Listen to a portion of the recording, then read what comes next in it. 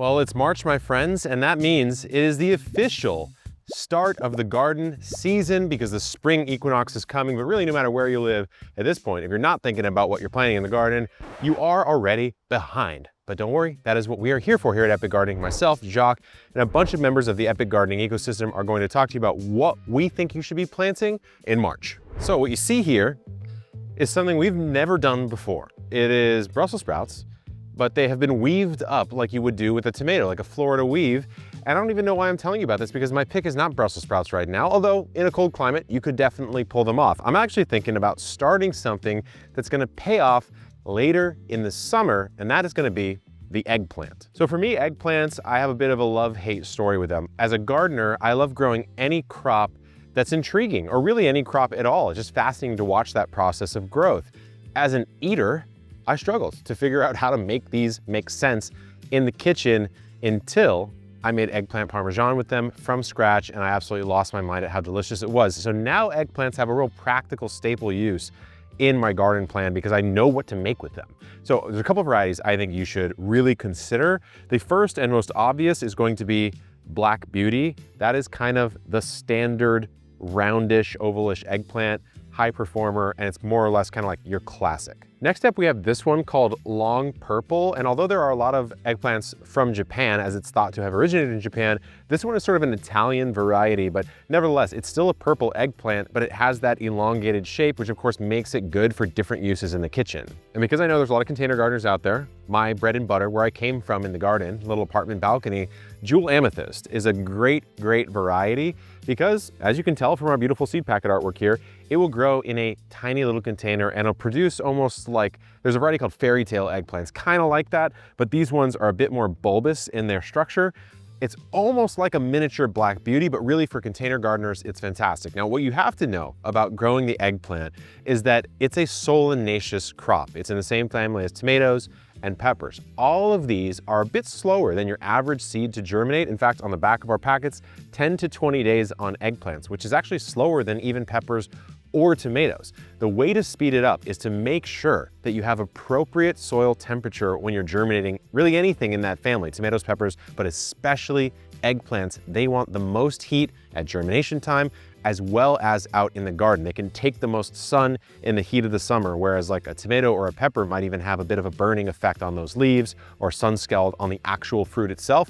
Eggplants are a heat-loving crop. So if you don't have a seedling heat mat when you are starting the eggplant, you're going to see that germination be on the longer side, which if you're in a cold climate means you may miss the season. So getting your heat right when germinating the eggplant is my #1 growing tip for getting these started in March. Every season I try to push my garden to start a little bit earlier than I probably should. And the only way to really do that well is to choose varieties that can tolerate the conditions you might expect. And when it comes to growing beans, we are very fortunate because there is a lot of variety out there.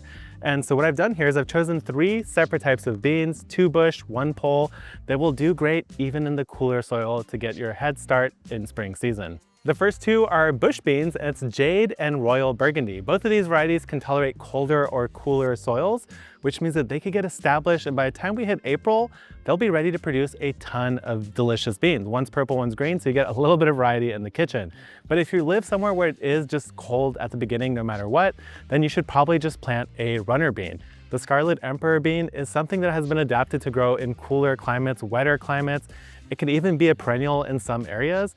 This can really tolerate colder soil more so than any other bean out there, and it produces beautiful flowers. It grows for a long period of time, and it also attracts pollinators while giving you delicious beans. So give these a try if you want to push your bean season a little bit early. It's almost tomato time.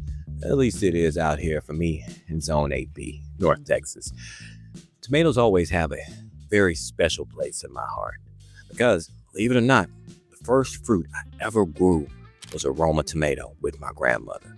So every single year, I make sure I plant a Roma just for her, so she's always there with me in my garden. And while Romas will always have a home in my garden, every year I do like to change it up a little bit and add some new flavors to the palette and to the lineup. So this year, I'm going to be trying out the Black Creme Pole tomato. And now the Black Creme is from that beefsteak family, which means it's going to be an indeterminate slicing tomato. And that's going to pair us up just nice for grilling season. So you can easily slice one, throw onto a burger. And the beautiful thing about it is it'll continue to produce all season long until about July when it starts getting too hot out here. And now, speaking of grilling season, that's another thing I'm excited about. I'm excited about the flavor profile because everything I've read on it thus far is that it's supposed to have a slightly salty taste with little hints of smoke to it. So I really think this one is just going to make it perfect for those of us who are masters of the flame, if you know what I mean. And now, as far as sowing and growing goes, most of my Texans know that frankly, it's still not quite spring yet until we start to get those blue bonnets to pop. Once those lupines show their blue color, we know that the soil temperature is warm enough to go ahead and plant all of our warm weather crops. So in the meantime, we'll be starting these booger bears indoors for sure. And now last but assuredly not least is I can't wait for the color on these tomatoes, because most of you who know me already know that I'm a sucker for color. And the color on these tomatoes is supposed to be that of like a deep purple, almost black, given our warm climate out here in North Texas. It's funny, the deep purple color, the smoky taste. When I slice into these, I might play a little Smoke on the Water, but only my old school music aficionados get that reference. This next plant is historically known as the courage herb, and legend has it that Roman soldiers used to drink the tea of this plant before battle to give them a little extra boost of courage.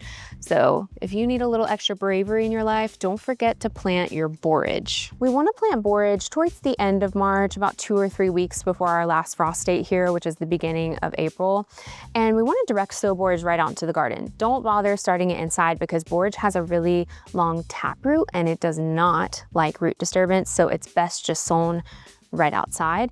And you want to make sure that you give borage enough space apart from each other. It's not something that you can plant densely because this plant gets really huge. I didn't know this when I first grew borage. For some reason, I thought it was like a little cute mini plant. No, this thing gets like 3 feet tall and probably just as wide. It becomes like this big, beautiful, huge bush. So just keep that in mind when you're planting. Borage is one of the best companion plants in your garden to pretty much everything. I plant it beside of my tomatoes, beside of my squash, mainly because it's a pollinator magnet. I have honeybees, my honeybees are all over it, the native bees are all over it, the beneficial insects are all over it. It's kind of just a hive of life around one plant, so that's amazing. It's also an edible plant. You can eat the flowers, you can also eat the leaves.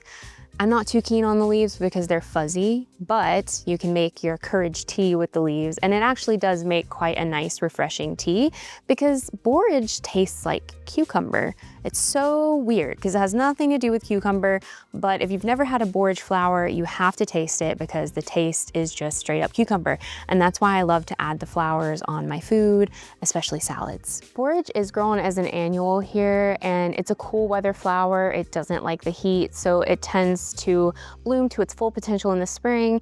It'll die back in the summer, and then you can plant another round for fall. Beware because even though it's an annual, it is a pretty aggressive reseeder. And so I like to cut mine back right before it starts going to seed so that I don't have a ton of little baby borages everywhere, because you will. It is still too cold outside here in Michigan Zone 6A to plant anything in the garden in March, but I have a ton of seed starting that I'm doing right now. One of the plants that I like to start indoors is broccoli, and specifically the Bellstar variety. I grew these last year and very quickly fell in love with them because it got really hot in the end of spring, early summer, and I was really nervous my broccoli was gonna bolt because most cool crops and most broccolis do, but this one handled the heat really, really well, and I was instantly hooked on this variety, so I'm definitely growing it again this year. Also, this is a broccoli that will give you a really good size broccoli head, and then after you harvest that, it sends out side shoots so you can have multiple harvests after that and get even more broccoli. So it's not like your typical one and done broccoli crop.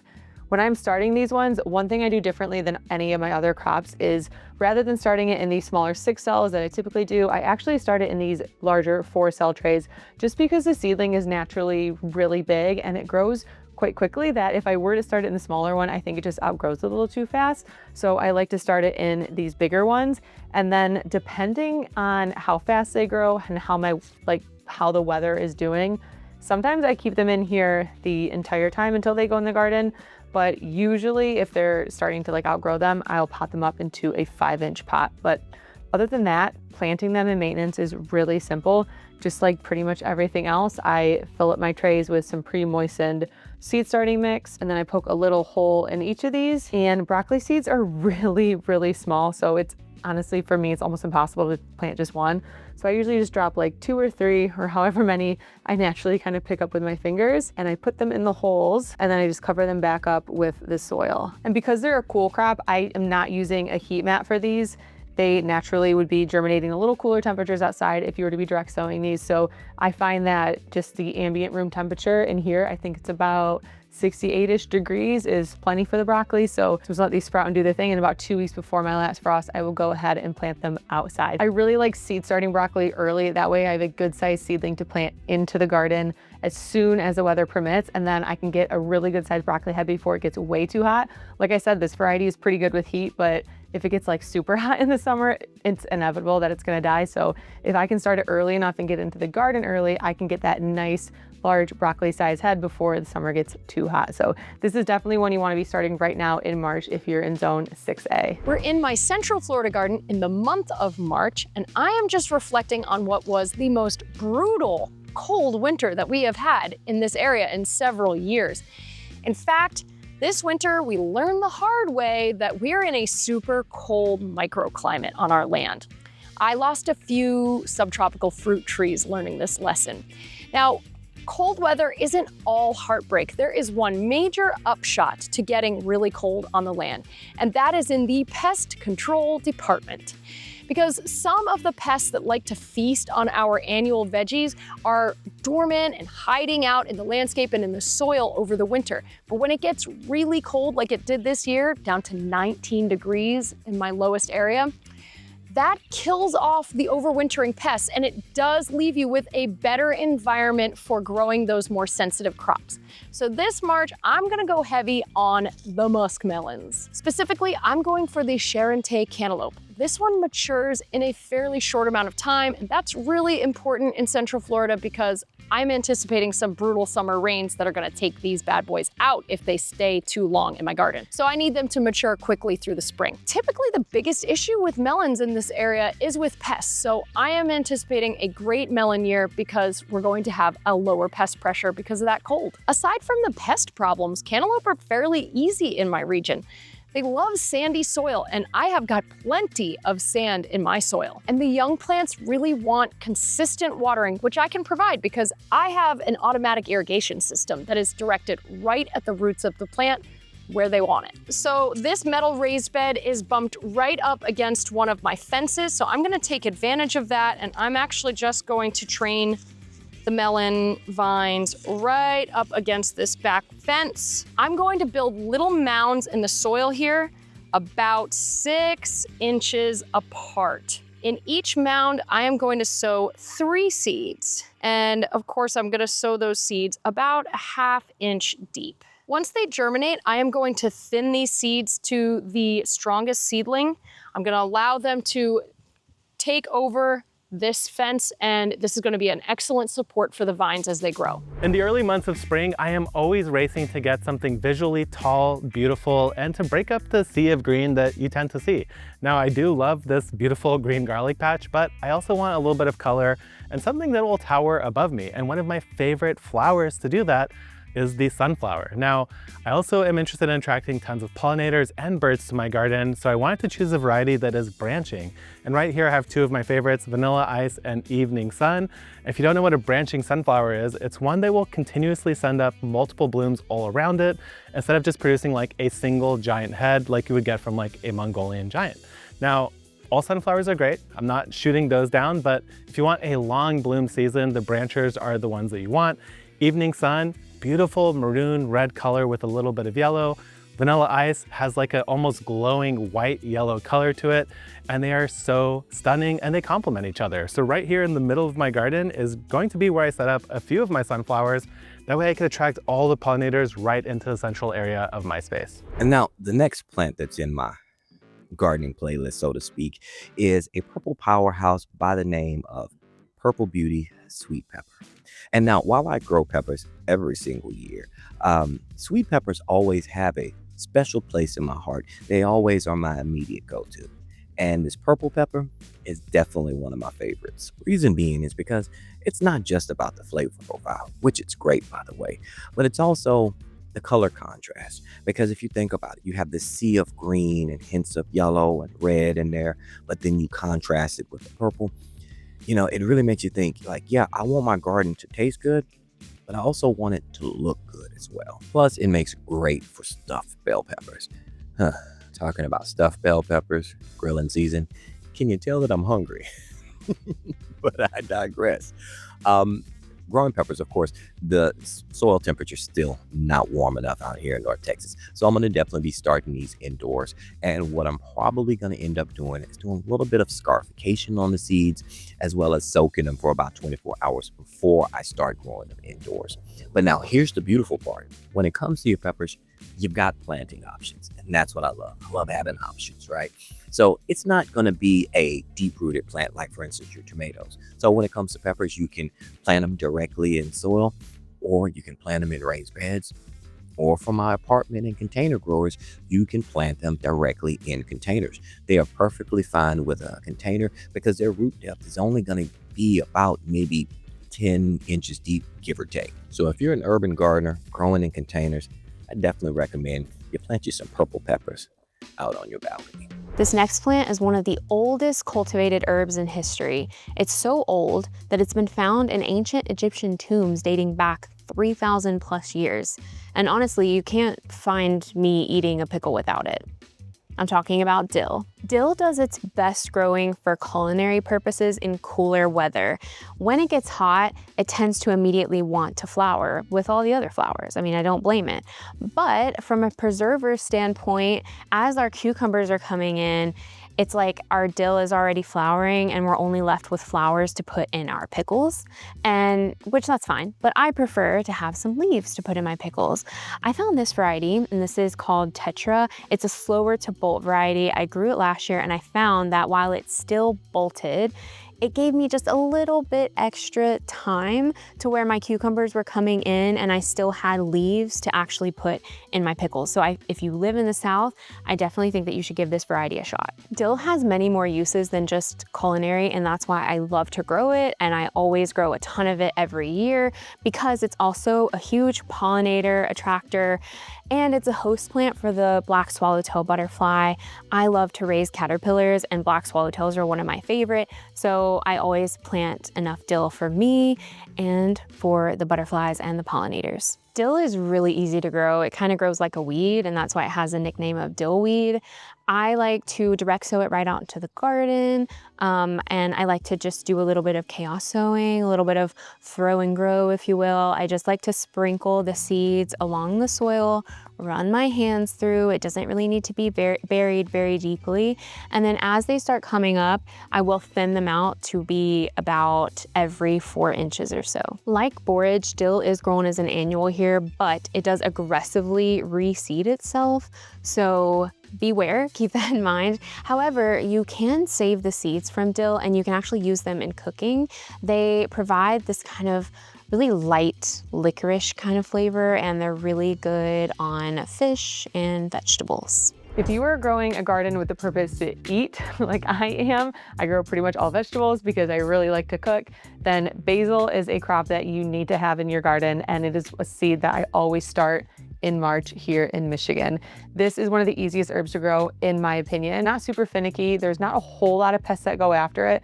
And it's one of the herbs that you can keep harvesting over and over and over again. If you prune it properly and harvest the leaves when they're ready, you'll just get a plant that continues to get bushier and bushier and bushier.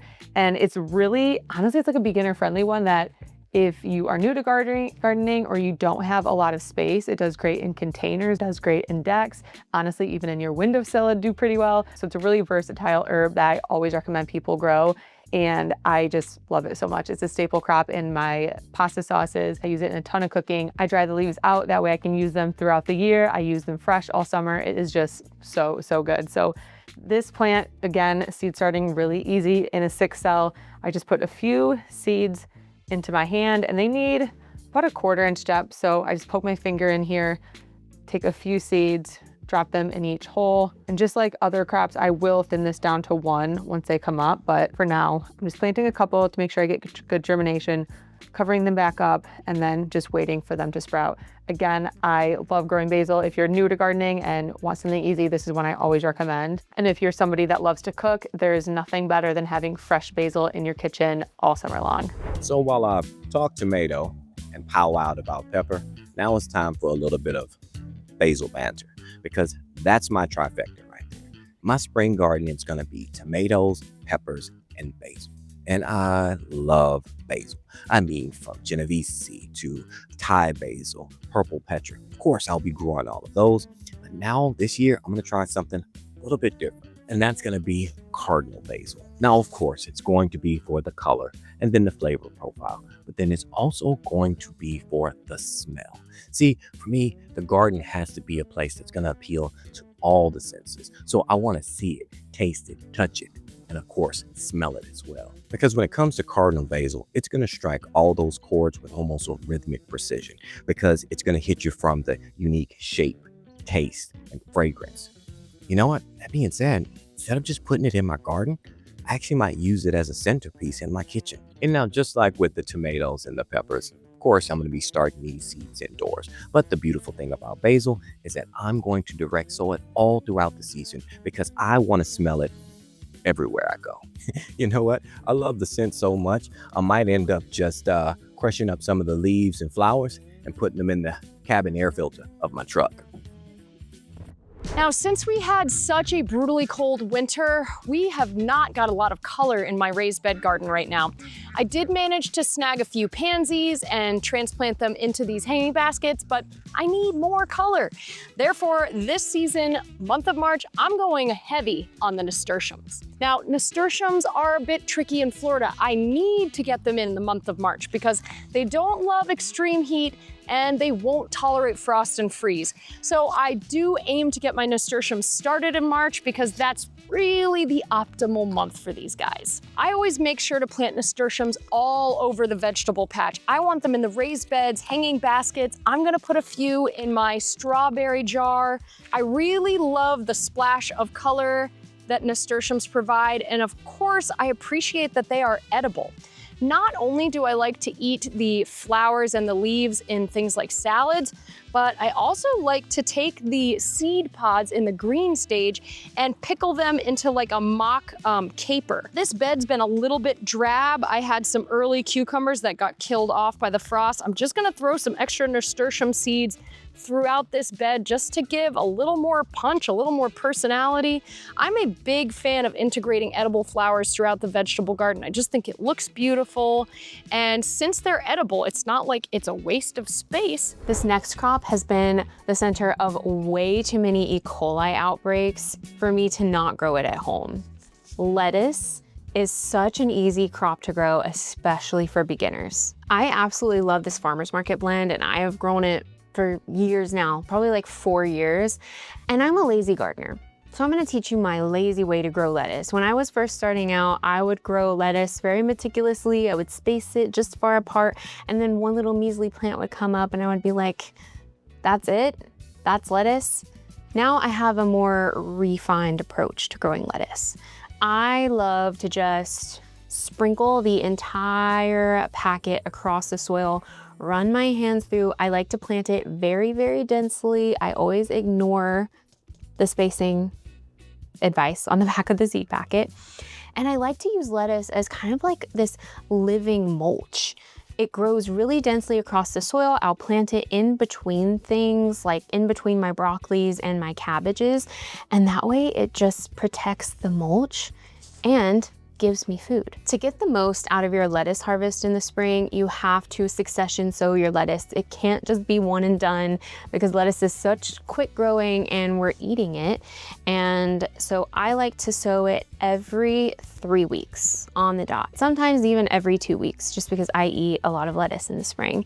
And when I go to harvest my lettuce, because it is growing so densely in this kind of C, I like to just take like a hoary knife and I just do one big cut across the top, harvest all of the lettuce, and then sometimes those leaves will regrow again. But like I said, just stay on top of your succession sowing and you can thank me later. One of my favorite things about growing a vegetable garden is having a really big salad in the spring or summer with all the veggies I grow. And my favorite base for that salad is always romaine lettuce. This Vivian variety from Botanical Interest is my favorite because it is super crispy, it is super good, it grows really easy in my opinion, and it's the type of romaine lettuce where when I harvest it, rather than cutting off the entire like head or bunch of romaine, I just peel the outside leaves as it comes in, and then the center of the romaine lettuce head will keep growing. And I'm able to harvest this for like 4, 5, even sometimes 6 weeks. I think the key to getting a long harvest, especially if you're in a zone like me, is starting your seeds inside in March.